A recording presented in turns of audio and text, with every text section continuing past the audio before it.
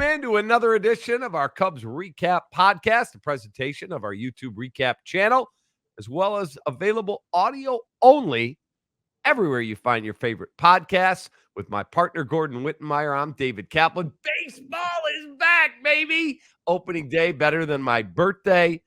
The Cubs were 4-3 extra inning losers to the defending World Series champion Texas Rangers. They could not capitalize on a massive missed call in the top of the ninth because Adbert Alzolay grooved one to Travis Jankowski to tie the game in the bottom of the ninth, and then they lost it in extra innings. Oh, so close.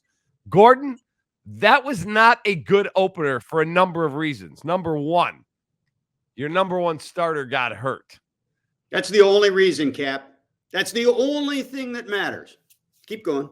Okay. Number two, you blew a save already in the ninth when you had a chance to put them down in their building. Number three, you had opportunities to score, bases loaded in the 10th. Morel hits one that is literally like an inch foul. I mean, it missed the foul pole by that much. Yeah. And then why Drew Smiley's facing Jonah Heim, who career against left-handed pitchers is hitting 280 with an over 800 OPS. Against righties, he is hitting 215 with like a 600 OPS, and he's a switch hitter. Why you didn't go to Jose Cuas, turn him around, I don't know. But it's one game. Everyone tells me it's early, Cap. There's 161. They all mean the same, Gordon. But losing Justin Steele, that's a massive blow. That is the story of the week. That series, the first month probably of the season, because how many times did I say on this podcast, go get some more effing pitching? How many times did I say you don't have enough? And that was before Jameson Taillon went down with the back. Mm-hmm. Now Not he's enough close, depth, supposedly. He's close to coming back. Okay, well, good. Now Justin Steele's down. And this was a team that already was going to open the season with maybe a young guy at the back end in Jordan Wicks, which is okay if you've got four guys you can rely on in the top four. Then Jameson Taillon has his issue. Now you got two young guys at the back end. That's fine. But you had Jordan Montgomery and Blake Snell out there nearly the entire freaking spring training when you saw some of this stuff develop. Both those guys were still out there when Taillon went down. And so, look, man, this reminds me, the way the Cubs went into the season reminds me a lot of me doing this podcast. They're not wearing any pants. These guys going in scary with their pants down this year. And they had a chance to be better prepared than that. They had a chance to put their foot on the throats of this division. This division isn't very good. And might I remind you, Blake Snell eventually got a 2-year contract, high AAV, opt-outs, an opt-out on the back end of the first year. So 30 a year, yeah, fine. But if he has a good year, he's opting out. The Giants get him, right? So then Montgomery's the last guy. The Diamondbacks had an injury to Eduardo Rodriguez, their big pitcher they signed in the offseason. So what do? They go get Montgomery on a 1-year, $25 million deal. It's got a vesting option for the second year, which is minimum 20, maximum 25, depending on the incentives. You're telling me the Cubs couldn't do that? You're telling me the Cubs couldn't beat one of those deals by $1 and gotten that guy even before the Steele injury and been better prepared to not only win this division going away, but maybe have a chance in the postseason that looked a lot better than it did before that? I'm telling you, the front office, I mean, I got a whole bunch of words that start with F in mind. And one of them's failure, and one of them's committing fraud on your fan base. And the other one, well, I'm not sure we can say that even on this podcast. Okay, a few things. And you won't agree with me, and that's fine. That's why we have such a well-listened to podcast, because we're friends and we spar. Jordan Montgomery's on his 4th team in 3 years. People treat him like he's a 25-year-old Max Scherzer, for crying out loud. That's one. You don't need a 25-year-old Max Scherzer. You need a guy that can give you 30 starts. Good ones. They don't have to be all-star starts or Hall of Fame starts. Okay. I've got Ben Brown, who I think they're going to bring up pretty soon. I got Tyone coming back. I got Cade Horton, who I don't think they're going to bring him up till June, but if he starts the season well, which I have every reason to believe he will, he'll be here sooner rather than later. I've got Hayden Wisniewski. I've got Keegan Thompson. I've got Jordan Wicks. Like, I've got a lot of depth in my system. No, you've got a lot of hope. You've got a lot of hope. You got a lot of prospects. None of those guys are guarantees, and you're the Cubs who are already flirting with the luxury tax threshold. You shouldn't be sitting there rolling dice on young guys that aren't proven. And what Wisniewski's proven is that he's had a very tough time in the big leagues. So, and you know, are you going to roll dice with Smiley? Is Smiley the guy you want in there? You're talking about these young guys. But all the young guys are crapshoot dice rolls, man. One of them might do great. You don't have the luxury of that. You're supposed to be winning this year, my man. So the Arizona Diamondbacks are now at a all-time record payroll of $175 million. The Cubs are at $231 million. Yeah. Now, to go out, and Jesse Rogers said this morning. This was not me. I didn't even think of it this way. Jesse said to sign Montgomery, and he was not against signing him. You would be into the luxury tax, he said, to the point where it would not be 1 year for 25. It would be 1 year for in the 30s because of the overage charge. Fine. My point is, I'm not convinced Jordan Montgomery is the be-all, end-all. I'd rather give my younger pitchers a chance. Now, if you tell me Jameson Taillon's out for 3 months and Justin Steele's out for 3 months, it's a different argument. I don't think Taillon's far away from coming back. I feel like there's depth in the system. Nobody ripped Taillon more than you last year. Nobody ripped Taillon more than you last year, and even going into this year in terms of what you expected out of him. He had a poor year last year. He did not have a great year last year. You're correct. So I've got him locked up at what? $18 million a year, $17 million a year. I got to let him pitch. Absolutely. But he's a back end guy in your rotation at this point. He's back end expectations at this point. Look, man, you want to criticize the Montgomery signing and you want to say that, well, he's not Max Scherzer, and you want to say that's going to kick him into the luxury tax. Of course it's going to kick him into the frickin' luxury tax, but it's for 1 year. It's a short-term contract. It's not a bad contract in that regard. And it's a great way. It was already a great way to bolster your pitching staff, give you depth deeper into your 5-man rotation. And now if you had him, it would be a massive safeguard against however long Justin Steele is going to be out. And by the way, they didn't sound too damn optimistic post-game last night, Thursday night. He wouldn't even speculate. Steele wouldn't even try to downplay it. That tells me we're looking at a month, man, if we're looking at anything. Yeah, Steele was, when he was laying on the ground, you can find the video on social media if people want to do that. As he's laying there, he took a deep breath and he says to Nick Frangella, the trainer, he said, it's a cramp. But then after the game, Craig Counsell said, it's a hamstring strain. We'll know the severity in the morning when we get an MRI. And it's a likely DL stint or IL stint. So I'm with you. I don't think he throws a meaningful pitch in the big leagues until the beginning of May. Now keep this in mind too.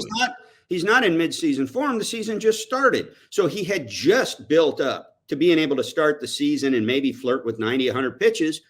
So what happens when he gets healthy again, that he can get on a mound and start throwing with full strength again? He's got to build up again. There's going to be a minor league rehab assignment almost certainly. So this could be 6 weeks unless they dodge the bullet. And you want to know, by the way, I took a look at this schedule. So they've got off days on Friday, the day after the opener. They got off days on the 4th, the 11th, and then not again until the 27th. They've got enough games in between those off days. They can't skip a starter. And furthermore, you've got, after Texas, the defending champs, you come home for the opener against the Rockies. Okay, nice little soft spot on the schedule. After that, it's LA at home, San Diego on the road. Then you get the off day. Then it's at Seattle, at Arizona, home against the Marlins, which are not pushovers, especially historically for this club. Then is an off day. Then you got Houston. There's your first month of the season, man. That is a gauntlet. So I understand where you're coming from, that, and Jesse and Shay, my producer, going, hey, you've got to be able to add some starting pitching here, and whether that was Jordan Montgomery, who's now off the market. What about the name Mike Clevenger? He's still out there. Man, I know you're just you're playing devil's advocate with me on that one. You don't want him in your clubhouse any more than I would suggest putting him in that clubhouse. Now, he's a good pitcher, and maybe you sign him on a 1-year deal, and you have a zero tolerance policy with any sort of bullshit. Sure, go ahead, because you are trying to win, and to give credit where it's due, there are some strong personalities in that clubhouse. There's some veterans. So yeah, the Dansby Swansons and the Bellingers, Jan Gomes, those people can hold people accountable. So you get him on a short-term deal. That might be an option. I do think that this calls for pulling out all stops and looking for outside help that you can bank on more than some of these dice rolls. You've got way too many of these younger guys at the back end of the rotation right now. You're staring in the face the kind of a schedule, the kind of lineups you're going to face over these next few weeks with a rotation that's got 3 guys in it that have very little experience. You combine all their experience together, it's not a full year in the big leagues. It's not even close in terms of starting. And now you're going to ask them to face Mookie Betts and Ohtani and Freeman. And the Padres still have Manny Machado and a bunch of good hitters. The Astros, Altuve and the boys. Seattle's that's going to be on the road. You're not going to score many runs there, probably. They got a really nice pitching rotation. And so, you're going to have to really pitch. And if you start getting into your bullpen in the 4th and 5th innings a little more often than you planned on, things can go south on you pretty fast. There's no question. So as I watched that game last night, and I did not like that Smiley was in there to face Jonah Heim, but it's one game. It is what it is. Christopher Morel looks like he is set up to have a monster type season. He had a single, a triple. He nearly hit a grand slam that probably would have won the ball game. I mean, it was that close.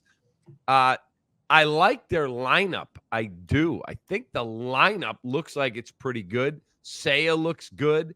Bellinger came through with a really nice piece of hitting, pulled his hands in, knocked it down the right field line to drive in Seiya. I just am a little concerned that bullpen still isn't good enough. That's the concern, right? And we talked about that. See, I feel like the short term, if Tyone's back quickly, I think I could cover the starting pitching unless you tell me Steele's a 2-month injury. Then I'm more concerned about the bullpen. Right. And you might want to consider, as these guys all move up a spot in the rotation to cover for Steele's absence, filling the back end, you might want to consider almost a piggyback option. You just have 2 guys available to give you innings each day that spot comes up, whoever that is, whether you fill it with Wisniewski or Brown or whomever. So that now that's going to squeeze your bullpen just a little bit more. But if you've got guys that are capable, stretched out enough, and have enough pitches that they can compete a full time or even maybe a little more through the batting order, then maybe you can fill one guy's loss with 2 guys. But then that puts a premium on the innings in those other 4 spots. So It's a good thing. It's a good thing, Cap. You got the best goddamn manager in the game. Yeah, I was a little hacked off with him when I saw Smiley facing Heim, and I went, okay, Heim got screwed on the ball that got fouled off of Mastroboni's bat, hit his shin guard, kicked away, and he shouldn't have started arguing with the umpire. He should have gone and gotten the ball first. But he came to the plate, and I immediately turned to my wife and said, I'm going upstairs. She said, where are you going? I said, karma. This dude's going to get a hit. Drew Smiley's not good against this dude in this situation. He doesn't have overpowering stuff. I'm going to get ready to do my recap. And then, bam, there it is, the right center. Told you. So I'm watching, thinking the same thing. I mean, they got the out before that, and I'm thinking, they're not getting this out. This guy, Mastroboni made a really nice play on the out before. He really did. He actually really leaped in the air, made a perfect throw to the plate. I'm like, wow, pretty good. Yeah, the ESPN guy got it wrong at first. He said, yeah, he had the out at first. No, there was one out. Correct. He had one place to go with that ball, and off balance, he made the throw, and it was just in time. Perfect throw. That was a hell of a play. I know I'm hard on him sometimes, but he made a hell of a play there. So as I looked at the lineup, I'm like, Madrigal, you know my feelings on him. But if you're going to have Christopher Morel as your DH, my question is, why didn't you sign JD Martinez then? Well, if you're Christopher Morel's going to be your DH, because they like Christopher Morel, they want to get him at bats, right? I want to play him at third. Oh, you want him at third. They obviously don't want him at third, man. That's probably why. Yeah, I mean, look, the last guy didn't want him at third either. And we saw it. You know, that's why he played so many positions, because there isn't that one that he does really well. By the way, do you remember David Bodie? Yeah. He's still in the organization, right? He is, because they owe him $5 million this year. Exactly. He's one of the one of the highest paid guys in AAA this year, and he's probably in the top. He might be in the top half. I need to look that up, because that's a hell of a stat. How much he makes? Well, I know what he makes. I'm just wondering, like, if he's actually in the upper half of the roster at this point.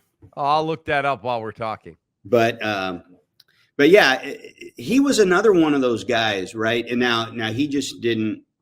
You know, they gave him the contract because he went to them and said, "Hey, can I have one of these guaranteed deals?" Sure, you can have 5 years for 15. And you know, Theo's thinking all along, well, this guy has enough hard contact rate. His trade value is high enough. We can always move that contract. Well, found out real quick that wasn't going to be the case. But at any rate, this was a guy who part of his issue was he was like a super utility guy. He didn't play anywhere particularly well. So they just moved him all over the place, kind of plugging him where a guy needed a day off or a guy was banged up, thinking his bat was going to play. And that's kind of where Morel is. What's frustrating about that is that I'm with you, Cap. Like, I really like Morel. Like, I like the energy that he brings. I like his personality. I love what he does for other guys around him as a teammate, on the field, in the clubhouse. And he's just such an engaging, charismatic player who really does care and wants to help the team win and be great. It's just, he's just not good in the field in a way that helps a team like this, because they're really good in the field at a lot of places. And so the play that Horner made yesterday, Corey Seager hit a freaking rocket one hopper, and Nico Horner somehow came up with it to end the inning, kept the Rangers from scoring in that situation. Gold glove for a reason. Yeah. Dansby Swanson had one where, I'm trying to remember which base runner it was, one of the young guys on Texas. Swanson made a play in the hole and a one-hop throw to first. He didn't get the guy. It was close, but most shortstops can't make the play that he made. Right. And I watched that team, and I think, they get some good health. They have the best team in the division. But this injury last night could be a major issue. Yeah, and it really, when you start talking about the best teams, they have the best team defense. And I don't care what the Cardinals want to say. They got the best team defense, and they can put a lineup on the field that's capable of scoring a few runs. It's capable of scoring against most good pitchers too. So maybe not 8 runs against a good pitcher, but they're capable of, they're giving you competitive at bats fairly deep in the order.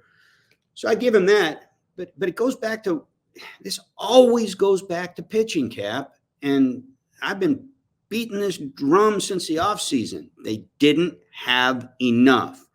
And now Steele, who needed to back up what he did last year for this team to be successful anyway, is hurt. Now he's going to miss a chunk of the season, not 15 days. This is probably going to be 2 or 3 times that. And so that's a big, all of a sudden, I'm not sure you could have lost a guy that would have been a bigger loss. If Dansby goes on the IL, Horner moves over to short, and you can cover second. Correct. I talked about this with somebody this morning. That is probably the most irreplaceable player on your roster is Justin Steele. And it's very conspicuously massive because you didn't add to your pitching staff in a significant way. You got Imanaga, but you lost Stroman.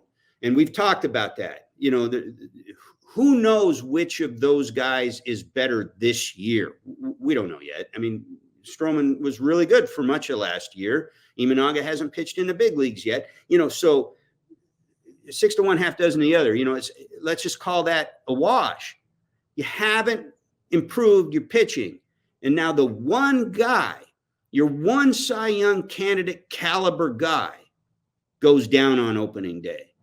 That was the biggest fear all along in not adding pitching. And so this isn't 2020 hindsight. You and I have been talking about this, and I've been F-bombing this idea for months. Yeah, I wanted pitching with you. I'm just not hell-bent that, oh my God, now I get it. He was the last guy available. I'm just not the biggest Jordan Montgomery guy. I'm not. Yeah, let me ask you this. If Jordan Montgomery was available right now for the same price that he got from the Diamondbacks, would you be a bigger fan of his? Boy, like I look at his numbers and his analytics, they're okay. Like the thought of, there isn't, again, everyone will say sell more TD Ameritrade stock and don't tell me how much it costs. But if I add him at $25 million, that pretty much ties my hands the rest of the year. How?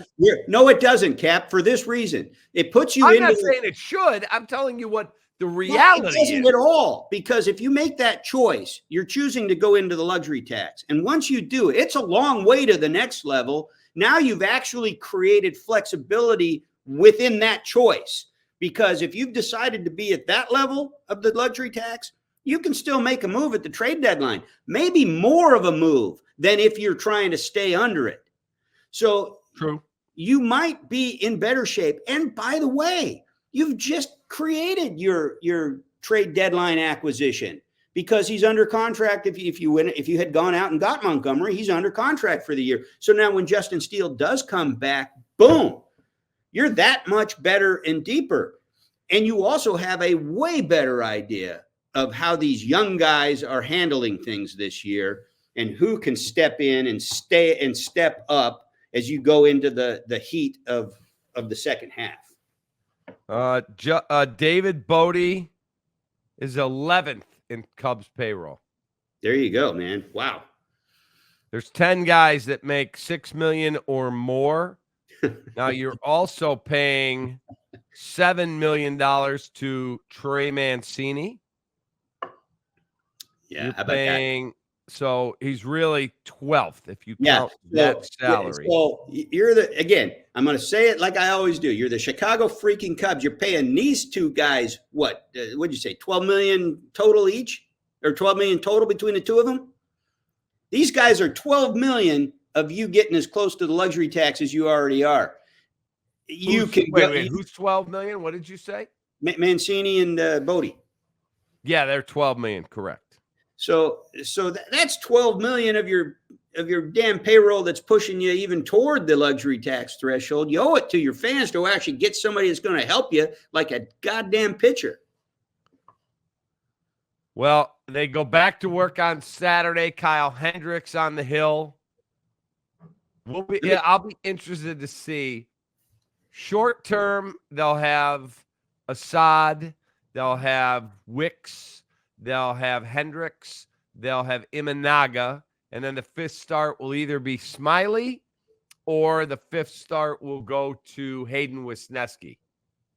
Because I got a thought for you, Cap, on this. Got time. As we go into that second game of the season with Kyle Hendricks on the mound. So I was talking with Ian Happ the other day, and I said, dude, if I got this calculated right, you got the second most tenure in this clubhouse. He says, yeah, I know. And I said, it seems like yesterday. He said, it goes by fast, man. I said, and the guy with the most tenure pointed over at Hendricks. I said, who would have thought he'd have been the last one here from 16? And he said, yeah, but he's, that's who he is. That's how much he means to the organization. He said, I would have expected him to be here, but maybe I would have expected a few more too. But the point is, he is the last man standing. And then you got to go to Happ, who wasn't there. He came in the year after trying to help him back it up. This guy, the last man standing from 2016, all of a sudden, if we didn't already think it, he might be the most important figure in whether they can do anything this year.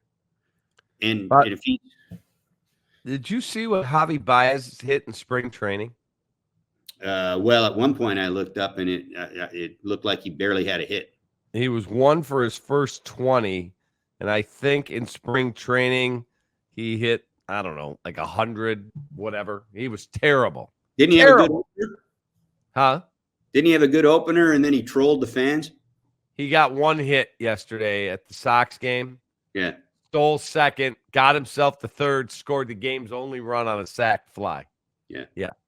That was it. Because I mean, that guy still, it's so tragic and frustrating, especially because I always liked Javi. He's got so much talent, man. And when he's fired up, you don't want to be playing him.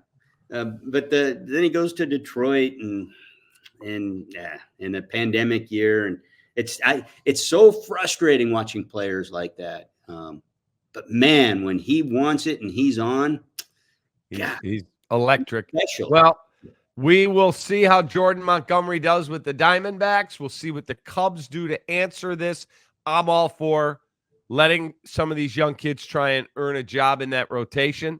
If that doesn't work, boy, you better hope Justin Steele gets back quickly. And don't lose sight of the fact that those two guys that we just talked about, Snell and Montgomery, went to two teams that you're going to have to beat for a playoff spot short of winning the division. I mean, obviously, you kind of looked at this as you had to win the division anyway to get in. But last year, it was the Diamondbacks that eliminated the Cubs, essentially, and finished 1 game better than them to get the last spot, wound up in the World Series. And the Giants weren't on anybody's radar until they're signing Chapman and go get Snell. And they made a couple of other sort of lesser under the radar deals before that when they added those guys, it suddenly makes them, there are a lot of people picking them for the playoffs, and I'm one of them.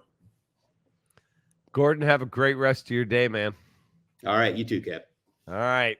We'll see how our Cubbies do. Coming up here when they go back to work on Saturday, Gordon and I will be back together again next week at a regular time. We wanted to do it on Friday because we want to let game 1 play out, and there was plenty to talk about. Have a great rest of your day. We appreciate you listening. Hit that subscribe button on YouTube. Hit that bell notification so you know we post new content. For Gordon, I'm Cap. Take that.